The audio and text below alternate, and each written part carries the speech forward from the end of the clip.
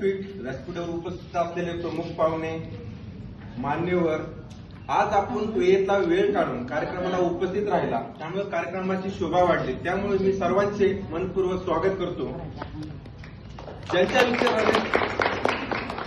विचाराने संपूर्ण महाराष्ट्र घडला असे अखंड हिंदुस्थानाचे आराध्य दैवत छत्रपती शिवाजी महाराज, 32 वर्षाच्या वयामध्ये नित्र्या जातीने मृत्यूचे झुंज देणारे छत्रपती संभाजी महाराज, यांनी शिवरायांना घडवलं, वाढवलं, स्वराज्य निर्माण करण्याची प्रेरणा दिली असे राष्ट्रमाता, लोकमाता, मासाहेब जिजाऊ, ज्यांनी लिहिलेल्या संविधानावरतीही देशाची व्यवस्था चालते असे महाभूषण, भारतरत्न डॉक्टर बाबासाहेब आंबेडकर, ज्यांना पाहिल्यावर आई या शब्दाचा अर्थ समजतो अशा पुण्यश्लोक अहिल्याबाई होळकर, विद्येविना मती गेली, मतीविना गती गेली, गतीविना वित्त गेले, वित्तविना शूद्र कसले, एवढे अनंत एका अविद्येने केले असे शिकण्याचे महत्व समजून सांगणारे क्रांतीसूर्य महात्मा ज्योतिराव फुले व भारतीय स्त्रियांना शिक्षणाचे दरवाजे उभे करून देणाऱ्या क्रांती ज्योती सावित्रीबाई फुले, ज्यांनी ज्ञानेश्वरी या ग्रंथाच्या माध्यमातून महाराष्ट्राला आध्यात्मिक व परमात्म्याची ओळख करून दिली संत ज्ञानेश्वर महाराज, संत नाव जे ठेवले पवित्र छत्रपती सर्व विश्वासकी असे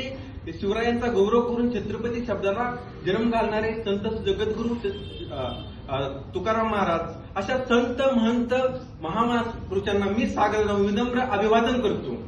आज सांगायचं गेलं तर विशेष म्हणजे आज अभिसंतन सोहळा आणि मॅडमचा निवड, त्यामुळे हा दूरचक्र योग जुळून आला. त्यामुळे मला असं म्हणावंसं वाटतं, मला काळजातले भाव हे कधी नजरे दिसत नसतात, काळजातले भाव हे कधी नजरे दिसत नसतात. येतात माणसं लाखो आणि हजारांनी, येतात तिथे माणसं लाखो आणि हजारांनी, पण आपल्यासारखे माणसं याला योग जुळून यावा लागतो. या मॅडमचा माझा काही इतका परिचय नाही, ज्यावेळी मी त्यांना बघितलं, काही ना काही काम करताना त्यांना मी बघितलं या, त्यामुळे त्यांनी 14 वर्ष काम केलं. 14 वर्ष काम करताना घरातले सर्व काम करून त्यांनी आपलं आरोग्य विभागामध्ये इतकं मोठं योगदान दिलं.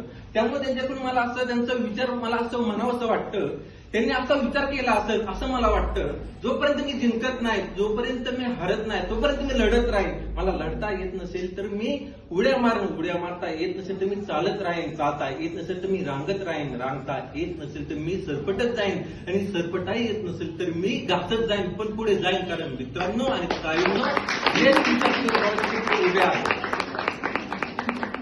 मी मेन म्हणजे यांचा आज अभिचिंतन सोहळा आहे, त्यांना मी पहिल्यांदा शुभेच्छा देतो. उत्तरेकडून उन्नती, दक्षिणेकडून दायित्व, उत्तरेकडून प्रतिष्ठा, पश्चिमेकडून प्रारब्ध, नैऋत्येकडून नैतिकता, वायूकडून वैभव, आकाशाकडून विशालता, धरतीकडून धन, हे असं सर्व 10 दिशाकडून जे जे उत्तम, जे जे उत्कृष्ट, जे जे चांगलं, जे जे सुखकारक, जे जे हितकारक, जे जे गुणसंपन्न, जे जे ऐश्वर संपन्न, ते त्यांना सर्व काही त्यांना भेटतो.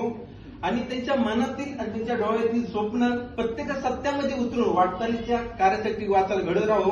अखंड ईश्वरचंदी भूमीतील पांडुरंगाला मी प्रार्थना करतो, तुमची जेही इच्छा असेल ते सर्व पूर्ण हो.